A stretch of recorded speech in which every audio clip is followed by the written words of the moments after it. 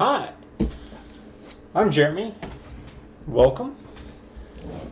I wanted to talk about the Great Reset today because I just keep hearing about it and people are missing the mark with it.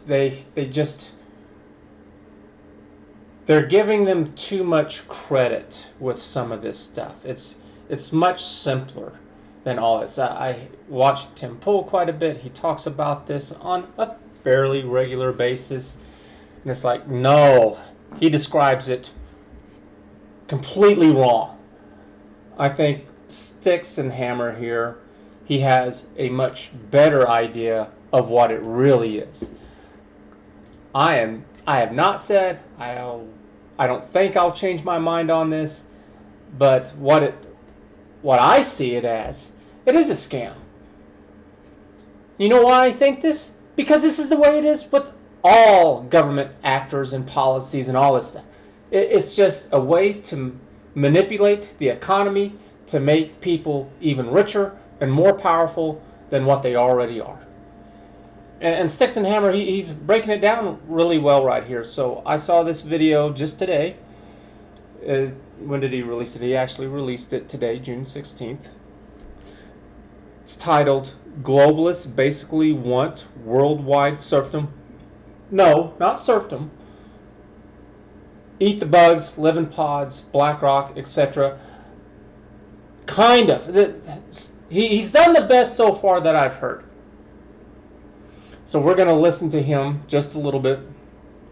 I'll have a link in the description below if you would like to watch the video in its entirety. But let's listen to this little segment right here.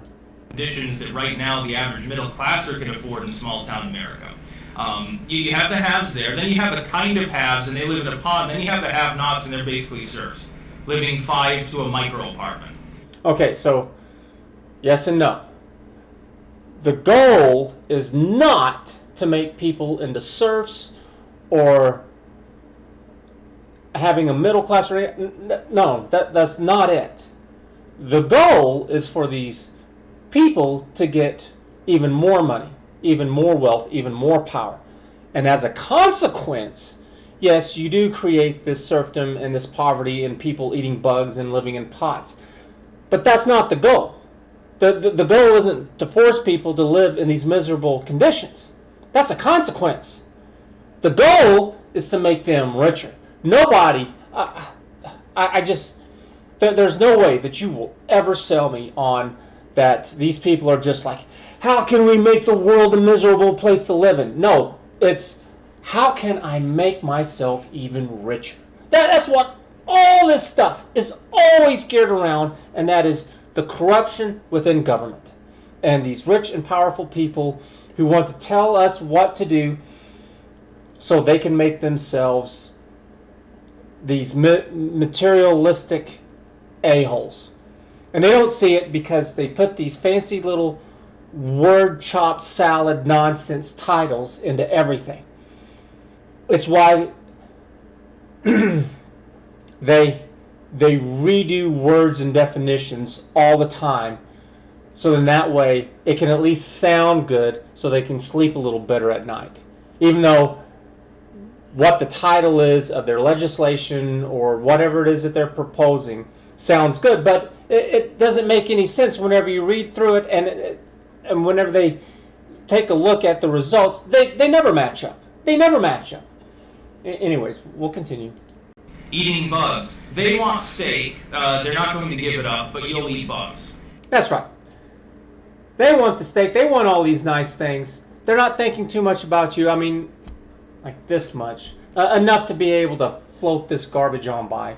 They'll continue to fly. They have private jets, so there's no problem. But they're going to cram you in more people to the plane because then it's more environmentally friendly. That's right. Because it's more environmentally friendly, it doesn't do anything to them. They're still going to have their private planes. That I did a video talking about how rich people, I forgot the name of the video, but it went into the lifestyles of billionaires and how they have all this crazy amount of money just doing all this cars plated with gold and diamonds and just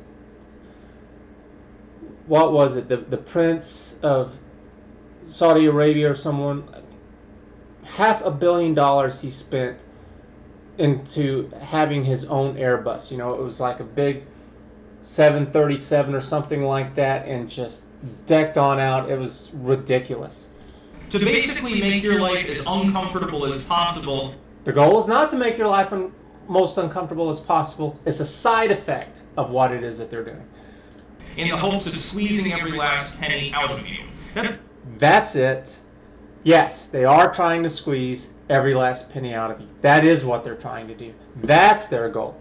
That's essentially what globalism means. It's not about stopping war at this point. That's right, because you can't have war anymore. Because it doesn't matter how big China gets.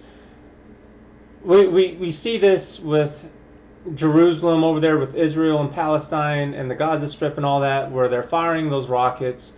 And even though they have this very sophisticated system to help shoot those rockets that are being... They still get some of those through. Well, the U.S. rockets are 1 million times better than that, and we have like 1 billion of them. And China just has all of this ridiculous infrastructure that they now have. And it's like there's just too many easy targets. And I'll make a video about that more in depth with China and how they just can't do anything. You know what, I'll give a little bit of a peek here. So, for example, China has... It's the longest sea bridge in the world. 55 kilometers in total. And it's ready for its premiere. I declare the Hong Kong-Zhuhai-Macau Bridge officially open. They have several of these massive structures. So they have the world's longest bridge. They have the world's longest highway. China has hit another milestone in its ambitious bullet train network. The new line will whisk passengers from the capital, Beijing, to the southern gateway of Guangzhou in just 8 hours. It previously took 22 hours to cover this distance of 2,300 kilometers. Trains plying the route will travel at top speeds of 300 kilometers. They have the world's longest high-speed rail network. It's so big that even with the plans with what America and Europe has, if you put it all together, it still wouldn't be longer than what China has today. And they're still building that crazy thing because it's like any other rail system. It's not like one straight one. It goes all over the place. But they do have the longest straight shot high-speed rail as well. They've been building roads like crazy all over the place too, and bridges, because they're trying to connect the inner country to the seaport of the country, because there's a lot of trade and money to be had there, and that's where the majority of the wealth of the country is. But that's pretty typical for all countries, and countries that are landlocked have a really hard time with this. So this is also why, you know, we have like New York and California, you know, they're both along the coast, and you find that a lot of their richest people, they live either right there on the coast or very close to it. Houston's real rich. That's a seaport town right there. And yeah, so it's very difficult to do this. They've also been doing that Great Green Wall and fighting the Yellow Dragon. In other words, it's their desert up in the northern part of the country has been getting larger, and to combat this, they've been revitalizing the land. They've been going in with really heavy equipment and making it so that not only whenever they go in there and they deal with the sand, they level it all out, so then that way you can plant the plants that you want, such as rice paddies and all of these other fruits and vegetables that you want to keep to help feed the populace. They have all these big projects all over. China also has the world's second largest skyscraper in the world, and not even half of that damn thing has been rented out, or at least the last time I saw anything about it. And it's because it's massively expensive to build, and so the rent on the thing is huge, and it was meant to draw in all these foreign investors and stuff, and it just didn't happen. So it's like, no, there's no way that we're going to war with China because they have too much to lose, and there's no way to defend against all the military hardware assets that could be brought against it. So before we go any further, if you too are tired of being lied and manipulated and you want the best, most accurate information that you can get, then help me out so I can create that website by liking the video, give it a thumbs up, subscribe, become a member. I've got Patreon and Subscribestar. I understand if you may not like YouTube or Patreon, but it's what I have. It's what helps me. And I'm going to use them to benefit me until I can get to a point where I can get away from all that stuff, which will absolutely happen. But this whole thing about how that they're just planning this big massive thing where they're just going to buy up everything. I made a video about how much the earth is worth and how much all this was worth. It was going to cost, like, if you were to buy up every single house just in America. It was like, the number was like $100 trillion. No. It was beyond $100 quadrillion. It was some ridiculous, insane amount. And I took links from sites where they did the math for all this. I think actually it was $1 trillion. It was $100 trillion just to buy up all the housing. It's like, well, good luck with that. Who has $1 trillion? No, we're talking about billionaires. And that was only for housing in the U.S. And it's not like we've stopped building houses. So I don't know where you live, but here in Texas, we're getting commercials all the time talking about how great the real estate market is. That home loans are easy to get because everybody's buying and they're building. Let me explain to you how this just is not a thing with Blackrock.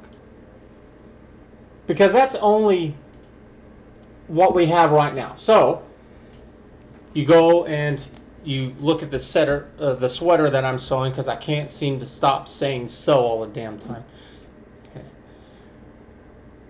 Here, the size of the U.S., 3.8 million square miles. 3.8 million square miles. Yes, that does include Alaska, and it's, we don't have a lot of population up there. It's hard country because it's so cold. The U.S. population, 330 million people. That's a lot of people. The size of India, 1.2 square miles, less than half. India's population, 1.3 billion. U.S. population, 330 million people. India's, you have to add 1 billion. And they still, if we grew by 1 billion people overnight, they would still have a larger population than what we do. And half the size. Not even half the size. 3.8 million square miles to 1.2 million square miles. Well, what are you trying to say? What, like half their population is homeless? Something like that? Is that what you're trying to say? It's like, no, not half their population is homeless. Not even close to it. But yet, in this small little country, they have housing for over 1 billion people. So you know what this means? This means that we have just huge swaths of space that we can build. And that's exactly what's going on over here in Texas. All over the place, people are building like mad. Because all the properties have been bought up, because people have been fleeing other states like California and New York, and they have been moving here. And we talk about it a lot over here because we get worried about these stupid Democrats leaving their states, but still being dumb, bringing their policies with them, and trying to make Texas going from red to blue or at least a purple, and it's like, no. You can take your failed nonsense and you can go shove it up your... If it was so damn good, then you can go and you can move right back. I've heard conflicting things about it, that the majority of people who are moving are actually Republicans. They didn't have a voice over there, and that was kind of like the final kind of tipping straw with it. However, we've also heard about how rich Democrats have been leaving because it's like, well, we like money, we want to earn money, and it doesn't matter who you are. It's difficult whenever everything is shut down and crime is going on the rise, and it's like... But let's continue back to Styxhexenhammer. It's not about drawing nations together for benevolent purposes. That's right. But they're not being good or evil either. Their main goal is greed. No, it's drawing them together through trade, but it's not going to be useful for you. I love that. Oh, here we go. This is something that I hate constantly with the economy.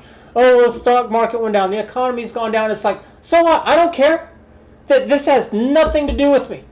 The people that this affects are these rich, elite a-holes who think that we all need to cater to them, to help them out with all of their investments that they have in their portfolio. That's not me. Not at all. I don't care for it at all. It can all burn to the ground. I think it was The Economist a couple of years ago. They said, well, the world economy would expand by $15 trillion if we just eliminated all borders. Yeah, but who makes that $15 trillion? A bunch of corporations do, and governments. That's right. It's not, how much of that share do you think I get? How much of that share do you think you get? Unless you've got like $100 million in the bank, you're not sharing in that wealth. That's right. I don't ever give a damn about what they talk about with the economy, with buying out these mega corporations, doing those bailouts, with the real estate and banks, or with some kind of car company. I don't care.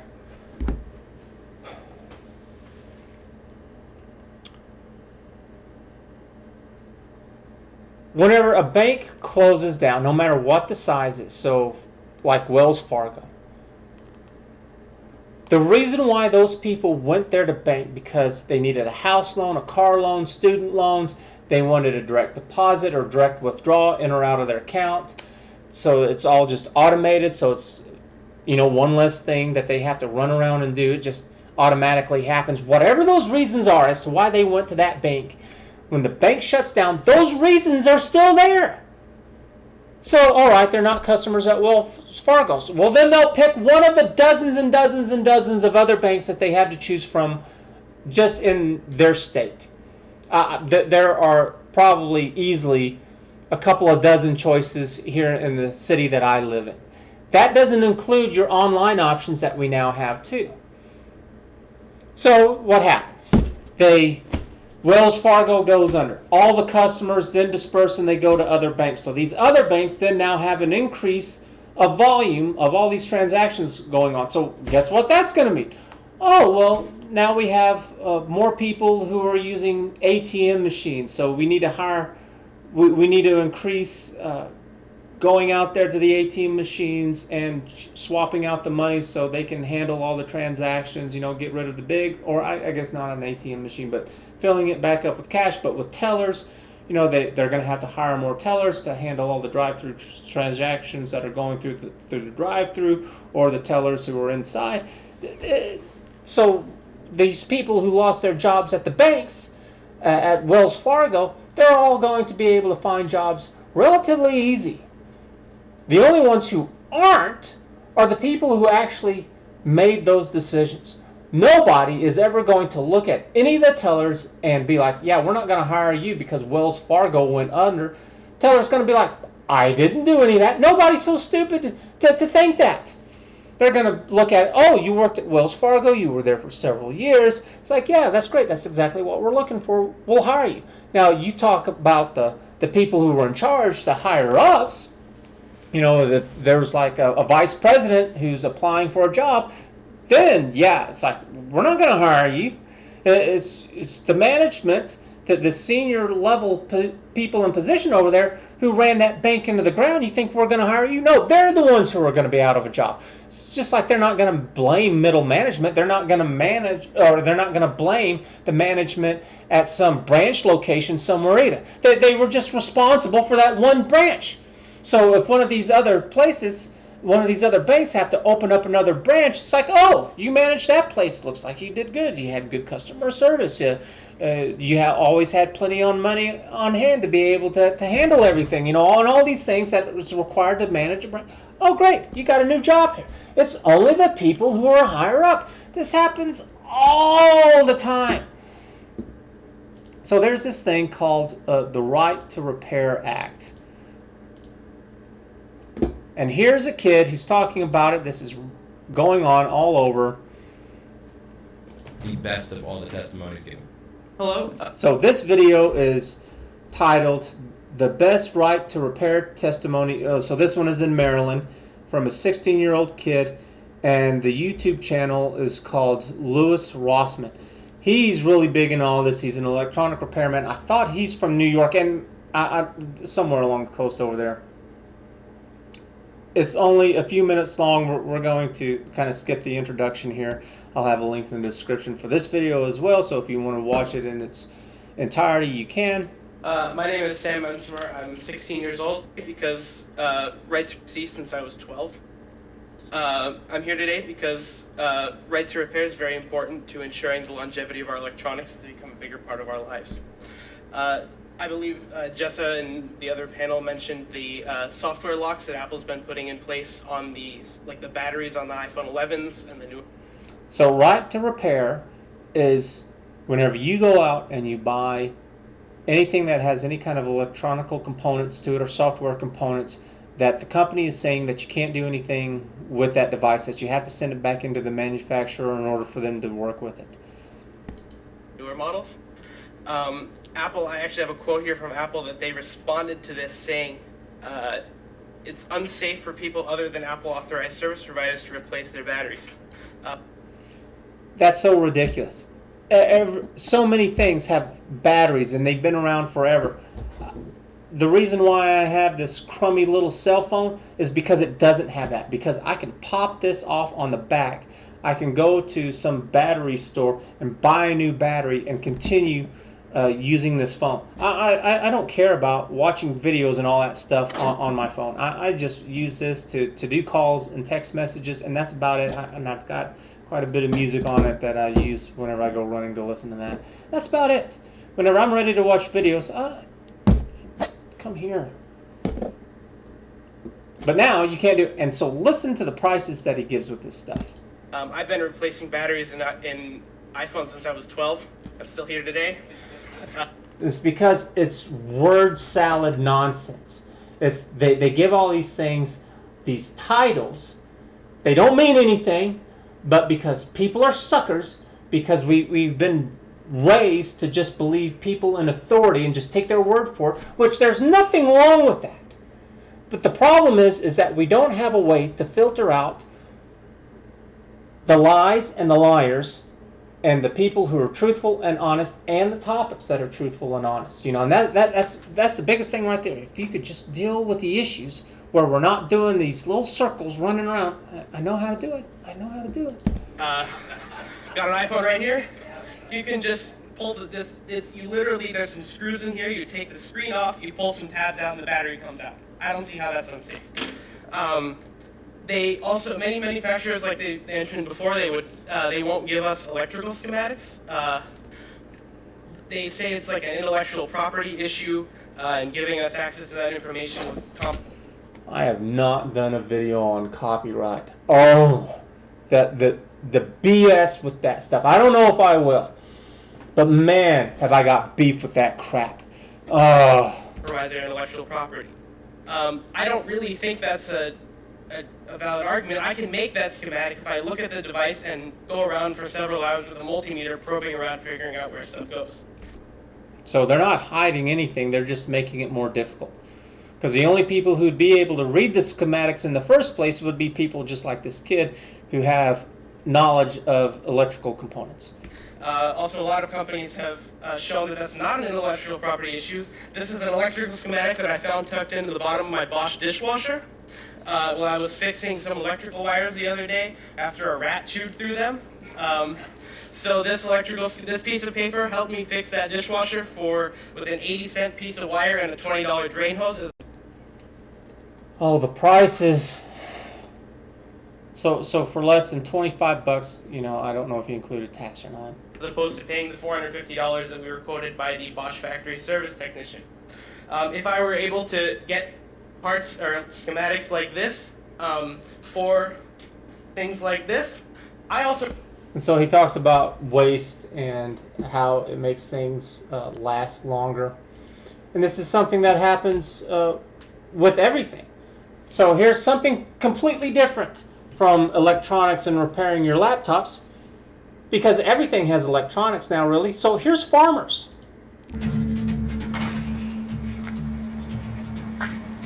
We're gonna hook my laptop up to this combine and try to get codes out of it, I guess. I would say what I'm doing is hacking. Farms today use a tremendous amount of technology. DeerBase claims that they only really have the license to use their software. And for someone to say they own the software pretty much takes away the whole liability of the entire tractor or piece of equipment. The only person that can repair those tractors to a great extent is the dealership. I mean, look at the size of this machine. If I had to haul this thing 100 miles every time something went wrong with it, it'd cost a fortune. I mean, just to get it on a truck is $1,000, and by the time you get it hauled somewhere and get it hauled back, you're $2,000 into fixing something maybe relatively minor. Because the thing goes through gas like that, because the thing is just this big hunk of metal and glass that's just, it's huge engines, huge metal components all over the place, because this thing is not driving around on perfectly leveled paved streets. No, it's going out there on dirt roads, up and down fields, and then it's pushing all of this equipment behind it, such as the plows, the seeders, the harvesting catch mechanisms that will harvest the crops, and then it gets thrown into a compartment back there, and whenever it gets filled up, then another truck comes on up, and you empty out the compartment there, and then you go a little ways longer and you fill it up a little bit more, and it keeps getting dumped into a much larger vehicle that, or not a larger vehicle, but a vehicle that has a much larger cargo capacity, because it's just like an empty bed truck or something like that, like a semi truck. What we've had developed is essentially a monopoly on repair. Yes, because how do you do that? There's only one surefire way to build up a monopoly, and that is companies working with the government. It's a surefire way. Is it the only way? No, not so. There might be other ways. However, it's becoming increasingly difficult to do that because of all the rapid changes that technology is doing to everything everywhere.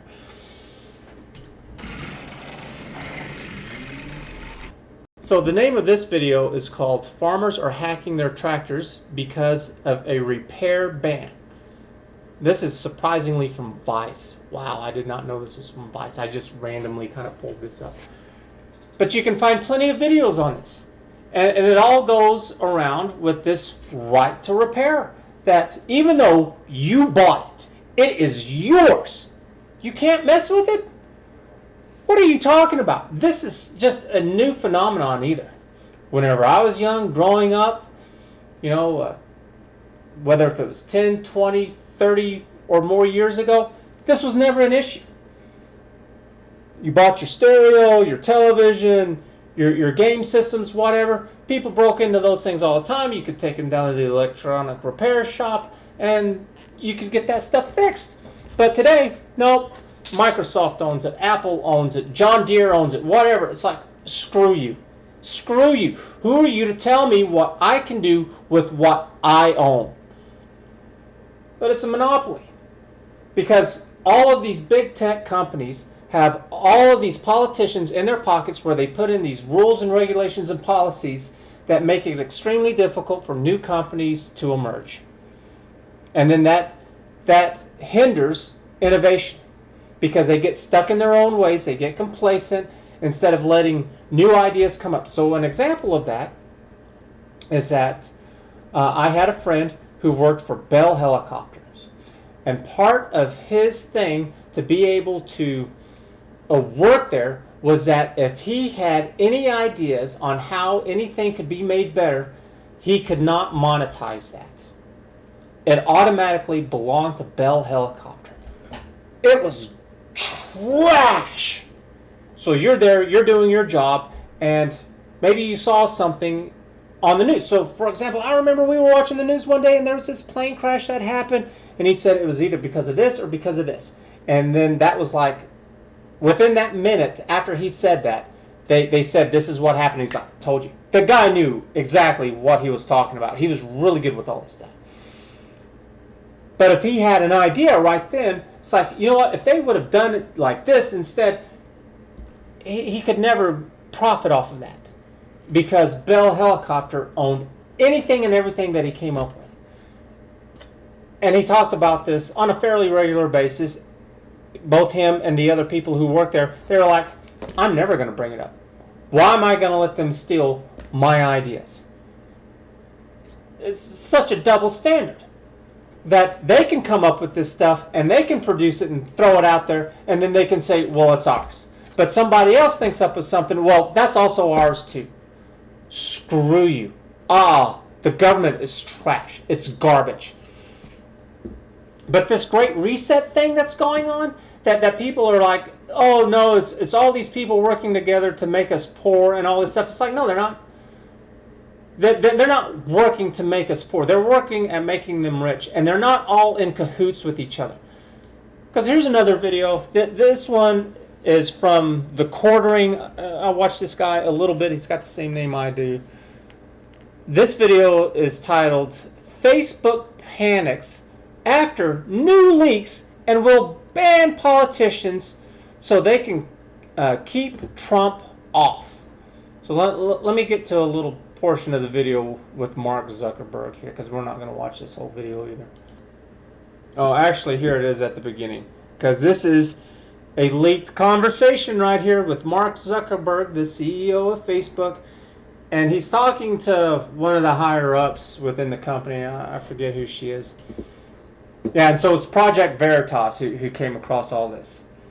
I think over the last year there have been more leaks than I think all of us would have wanted, but more leaks than they all could have possibly wanted, but you also know, find a lot of the folks and terminate them. So I guess her name is Heidi. We also, find a lot of the folks and terminate them. Terminate them, and then he's got this funny little thing with the Matrix and the Terminator. That's pretty funny.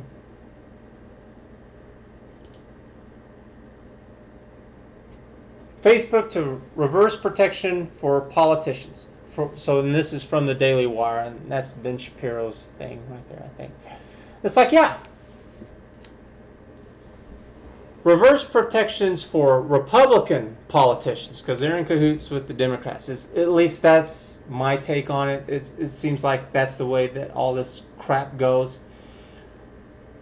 And here they are, Facebook talking about how they can't even keep their own people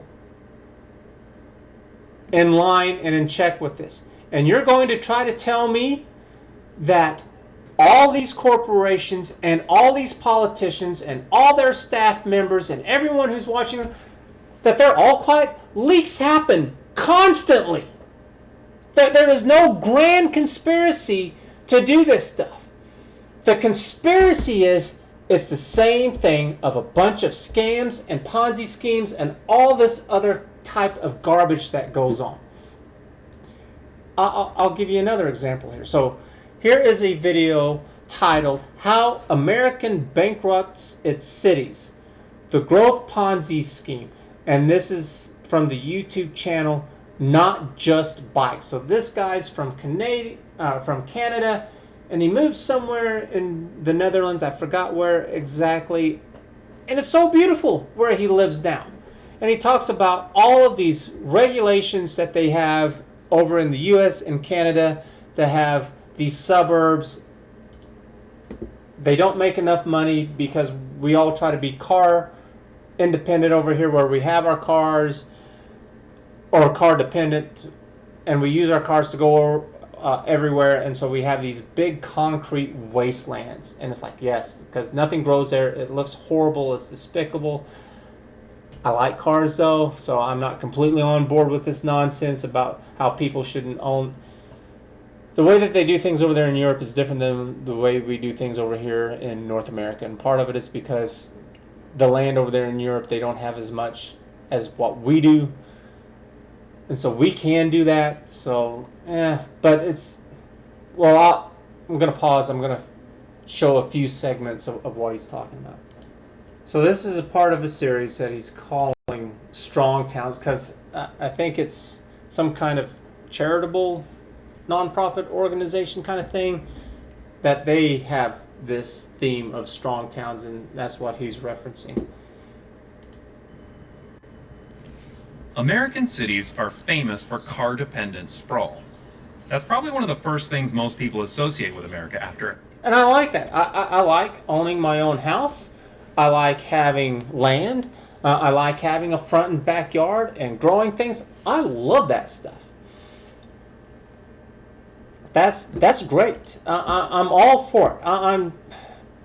But just because I like it, that doesn't mean that everybody needs to have the same damn thing of all these little cookie cutter houses. It's like, no, absolutely not. Why not have variety? What the hell's wrong with that? Well, I actually do know a little bit. One of the problems with variety, one of the reasons why China's been able to do what they do is because they've standardized things. So it's the same building materials and practices, and so because whenever you do things in bulk, things cost less. So whenever you go to the store and you buy in bulk, for example, it's cheaper that way. Usually that's the way that it is. And that way, if you go to like Sam's Club, which is part of Walmart there, if you go to Sam's Clubs, then you can really buy in massive bulks, and it's cheaper. You have to buy all that stuff and you have to wait to go through it, but that's the way to get it cheaper. So whenever you standardize the way that you're building your roads and your buildings and all that stuff, and that's the only thing that you can build, then it makes it cheap, and there's a lot of competitiveness that goes on with these manufacturers who are producing all this stuff, bringing the price down all across the board, so it makes it much easier to build all these long roads. And he actually talks about this here, and I don't know if it was this video or one of the others, but it's for the prices that America has for building their highways versus China. China is less than half as much. And it's because of that standardization. But you know what? If you don't want to do it, that's a way to stifle innovation too. If you want things to be better, you have to come up with new things. And we see this all the time with electronics. Whenever this phone first came out, it was like $1,000 way back in the day, but now it's like $50. And now they have those really big phones that can do all kinds of crazy things, and they have different kind of monitors, screens to them, that the screen is curved and all this to give more. They're expensive. They're very, very, very expensive. But at some point in time, those two will be like $50 or whatever it is. That's what happens with all technology. I remember whenever I first saw my first flat screen TV. It was at a specialty electronics store, and I went there just to see it. And the thing cost over $2,000 for that thing. Now I'm surrounded by all different kinds of flat screens. I just bought one a couple of years ago, and it was under $400. Yeah, it's like, yeah, I can do that all night and day. Anyways. And then he talks about how it wasn't always like this. And up until the Second World War, they weren't. They were just as compact as cities found almost anywhere else. But after the 1940s, America started on a totally different pattern of development and began their great suburban experiment. But herein lies the problem, because this American pattern of development builds places that do not financially support themselves.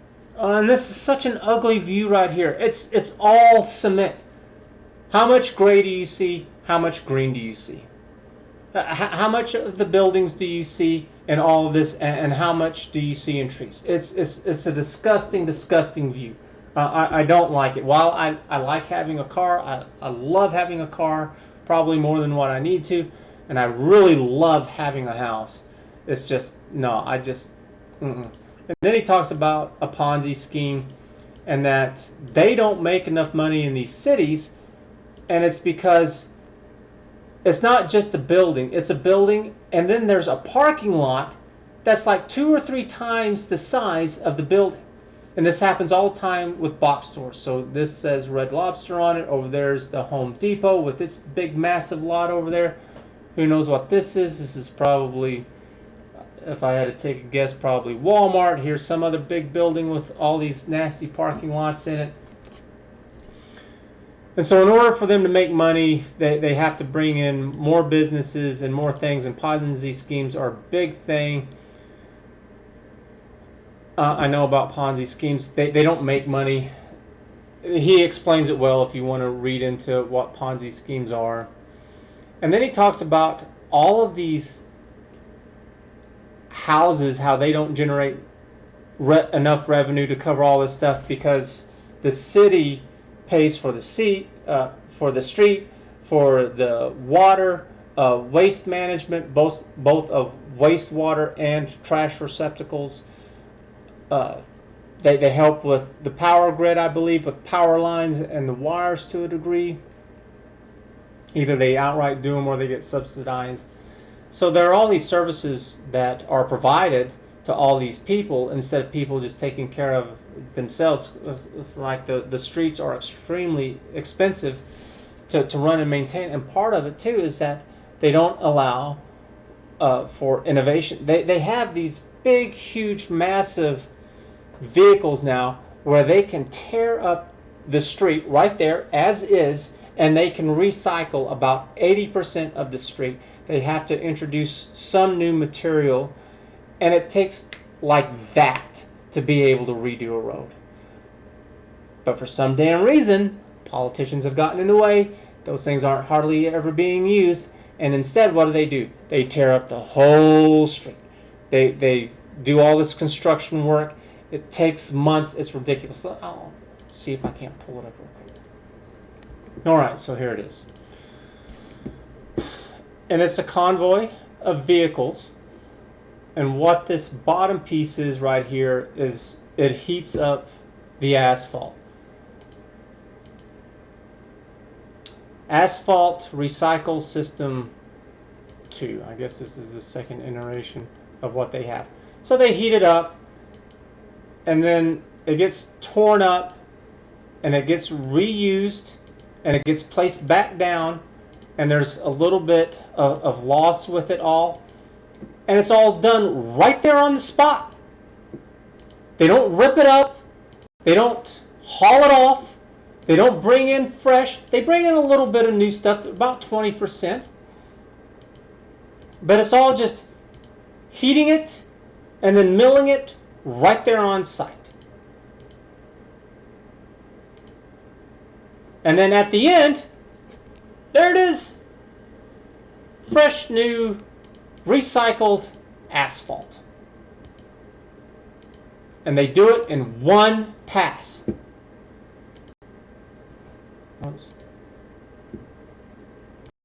Pioneered in practice by Gallagher Asphalt Corporation, hot-in-place recycling is a faster, more cost-effective, and environmentally sound method for resurfacing aging roads. Using existing materials, hot-in-place recycling can literally stretch your resurfacing budget by as much as 30%. 30% less and a fraction of the time to do it. Let's take a look at the hot-in-place recycling process. Radiant heaters use clean-burning propane to soften the existing asphalt to a specific depth. A rejuvenating agent is applied to help replasticize the old mixture. Spring-loaded steel tines disrupt the old surface, followed by a screed which redistributes it. Finally, a rubber-tired roller kneads and compacts the hot asphalt. Specified depths are tested and maintained throughout the process. It's all done in one day. All this done just like that. Here's a closer view of the refractory lined propane heater unit. 2 of these units are used in tandem to adequately heat the asphalt. So this is back in 2011. I found a video where it was talking about this in 2008. This is what happens whenever the government gets involved. This should be all over the place, and it's not. You want to know why? Because right now, out there in my town, we don't have this. We don't do this. We're still doing it the old screwed up way. And if government wasn't getting in the way, and they were just allowing people and companies to renovate and reimagine the way to do all these things, who knows what we could have had by now. What other changes could have been? But they're still trying to get off the ground with this. Because I don't live in a small town. It's not large, but it's big enough where, yes, something like this should have absolutely have been here by now. There's no excuse for it other than politicians are a-holes. It's just constant. All these politicians, all of these people getting in there. Same thing with how America bankrupts its cities, because politicians, they do not care about doing what's right. They just go with the voters and they do what their constituents want. So it's a two-part game. To get into office, they will go out and they will spout whatever the voters want. Then whenever they get into office, they say screw all that stuff, and they go in and they work for their constituents, for the people who gave them the money and the fundraising and all this stuff, so that they can get their pockets filled up with cash. You see it all the time. They say all these great, marvelous platitudes that mean absolutely nothing. The people cheer because they get all this misinformation all the time, and then you get stuff like this, like all these things that we've talked about. That he talks about in this, the American dream of having a house and all this stuff, and then they talk about, just the typical American road funding by source. And his answer to this is that we should all be European with with how things are, instead of this big concrete jungle. And it's like, yeah, I don't like the big concrete jungle either. And then you have vacant lots and all this, and the builders actually will buy up the land, and then they will build the roads and the sewage and all this stuff. But then after like 5 years or something like that, they don't have any responsibility for it, and it gets tossed over to the city to do all this stuff. So you really need expansion for all this. And it's like, And then he's got some charts that kind of show about how all this kind of goes. And as long as you're making money, you can do this. As long as you're bringing in new money. And then you see this, that there's plenty of homes that are cheap. There are plenty of homes. This has been going on for at least since 2008, because I dabble with real estate a little bit.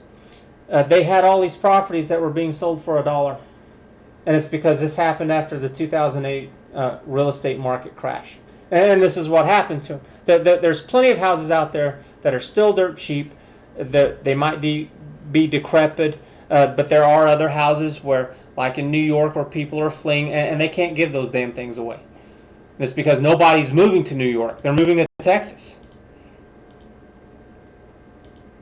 And he gives an example of like how much this road, where does it come?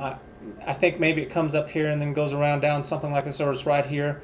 And it was incredibly expensive for the road, and the housing in there just didn't cover the cost at all. Oh, so there's the road right there. He's got it highlighted. And then it's just more of this lying from politicians. Efficiency. Worst case scenario, have no problem with parking taxes? No, efficiency. I'll link to this and other cases by Efficiency. Worst case scenario, have no hands in the air and saying the efficiencies. Worst case scenario, have no problem with parking taxes. Because politicians are not held accountable. There's no checks and balances. It should not be this hard to take politicians to court. And that if you win, you should be compensated. You should be rewarded. You should be praised a hero for pointing out corruption and getting these people fired and removed from their positions. They should have a substantial amount of their wealth taken away from them. They should go and they should do prison, and not they have more than one kind of prison. They have prisons for us, and then they have prisons for celebrities and rich people, which is more like a damn freaking resort. I worked at a prison. I worked at a level 5 maximum security prison here in Texas. I know about this crap, and it's BS. If you want to really have a good term in prison, then you need to commit a federal crime, or I think even some states, because they have different options for special people. And then this is the same thing. He talks about how it's going over in Canada, that it's very expensive and you can't do all this stuff. And my answer to that is that, well, that doesn't mean that you take steps backwards. It means you need to do things to make things better. An example of this is what I just showed with repaving the streets and making the technologies more efficient and effective, lowering the costs, making it all happen quicker. You know, it's not all this. You know, he talks about how they're really wasteful too with all this. That they'll bring in these stupid little places that bring in some revenue, but it's a bunch of wasted space. And it's just, and it's, you know, European cities though, they are beautiful. And it's because they don't have these building codes. That you have these buildings, and at the bottom floor you'll have like some, or actually it's the whole building. That the whole building, it could be the bottom floor is some kind of restaurant, grocery store, offices, coffee shop, or whatever, and then the upper floors can be apartments, or the whole thing can be apartments, or the whole thing could be a grocery store or offices or whatever, or mix and match, or it could be somebody's actual home, and it could be the whole thing could be their home, or maybe the top floors they live and the bottom floors is their business. It's just whatever. And that they make these cities where it's, instead of the focus is on vehicles, the focus is on mass transportation and just walking and riding bikes, and like they do it like crazy. Anyways, I would highly recommend you. I'll have a link in the description again to all of these videos, but this one is called How America Bankrupted Its Cities, the Growth Ponzi Scheme. And this is Strong Town, episode number 3. He's got like 5 of them. And with all 5 of them, they're extremely informative. I like a lot of what he's saying, except for where he says that we need to give up on people having their own land and their own house. It's like, no, that is a problem, and it does need to be fixed, but it needs to be fixed because we come up with better ways of doing things. You know what, if someday if they were to happen to come up with flying cars, some kind of speeders or something like that, then all of this would go away. And if we had something like that, it's like, well, then we could have the best of both worlds. And it's not because we take steps backwards, it's because we keep taking steps forward. It's like, yeah, so we didn't do it right the first time. And it'll never be perfect. But that doesn't mean that there's not like a billion things that we could do to make things better.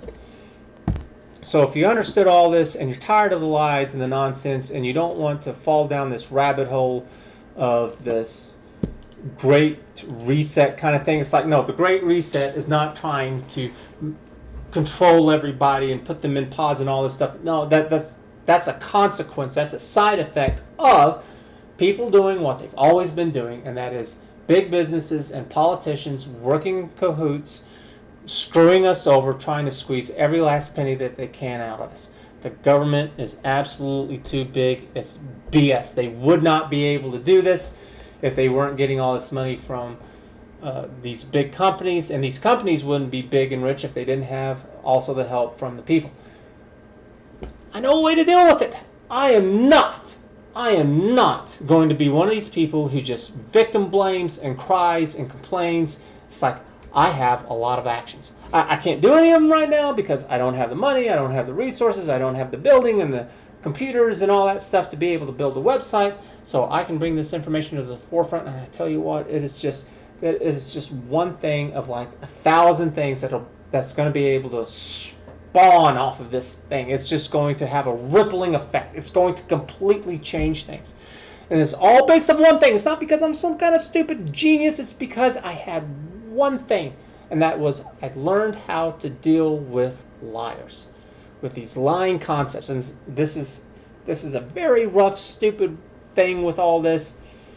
So I didn't go into this too much with defining it and all this. And it's because I haven't heard about the Great Reset. This is something that is actually new to me. It's one of the few things that's kind of new to me. It's been around for a long time, but it's only been getting kind of hype since COVID, and it's because politicians and these people, they turn every single disaster they can into opportunity. So if you're also having a hard time with whatever it is, it's like, yeah, you can say, yeah, I've been handed a bunch of lemons, so make some damn lemonade out of it. There's no one to blame except for you, and I'm not going to help you out with that stuff, and I don't expect you to help me out with this. What I expect is that we do this together, because I can't do this by myself. But together we can. And if you don't want to be one of these radical people who's on the far right or far left and they just want to cry all day, boo-hoo-hoo, I don't have anything for you. We're going to have to do some kind of work. And there's a lot of different ways that we can do all this. You know, it's whenever the site starts getting up, you can help out through participation. Or if you don't have the time, you can participate by donating money. I'll tell you what, I've got this in the bag. But if you understood all this and it's like, yeah, I don't like the Great Reset, which you shouldn't, because it's not that it's fake. I'm not saying that. I'm just saying it's a scam.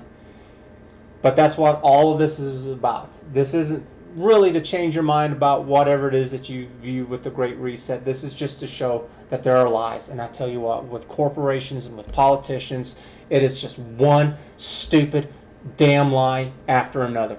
It's a bunch of fancy words and platitudes with a bunch of garbage, BS, made up trash with their policies to get what they want. So if you're tired of the lies, you want the little circles and the runarounds and us getting screwed over all the time, then give the video a like, a thumbs up, subscribe, become a member with Patreon, Subscribe Star. I've got that stuff. The sooner we can get this going, the better. And we'll make things better for everyone. For everyone. Well, I guess maybe not the 1%. They're going to have to take a little bit of a hit. But, I mean, they're still going to be the 1%. I don't know how to get rid of that, but I know how to make things fairer for everyone. So, thanks for watching. We'll catch you again later. Bye.